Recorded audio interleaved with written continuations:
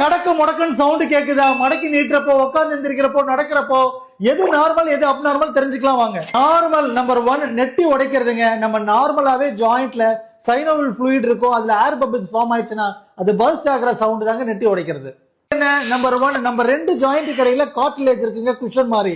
அது wear and dear ஆயிட்டாலோ அல்லது கிழிஞ்சிட்டாலோ அது மூவ்மெண்ட் பண்றப்போ அப்ஸ்ட்ரக்ட் பண்றப்போ ஒரு கிரைண்டிங் சவுண்ட் கேட்கும், அது அப்நார்மல். 2 நம்ம சர்டன் மூவ்மெண்ட் பண்றப்ப மட்டும் எப்பவும் டொக்கு டொக்குன்னு சவுண்ட் கேட்டது அப்படின்னா டெண்டன் அல்லது லிகமெண்ட் வந்து ஃபிளாப் ஆகுதுங்க, அதாவது ஸ்கிப் ஆயிட்டு போறதுங்க, அது வந்து அப்நார்மல்.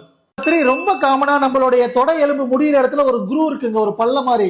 அதுல இந்த பெட்டலான்ற சிப் வந்து மேல கீழே போகணும். அதோட மேல் டிராக்கிங் இருக்கு அப்படின்னா அடிக்கடி டொப்பு டொப்புன்னு சவுண்ட் கேட்கும், அதுதான் பெட்டலோஃபெமரல் பெயினுக்கே காரணமாகும். நார்மலா இருக்குன்னா சத்தத்துல மட்டும் தாங்க இருக்கும், ஆனா அப்நார்மலா இருக்குன்னா பெயின், ஸ்வெல்லிங், அதோட சேர்ந்து சம் கேட்ச் இருக்கும், கிரைண்டிங் சவுண்ட் ரொம்ப இருக்குங்க.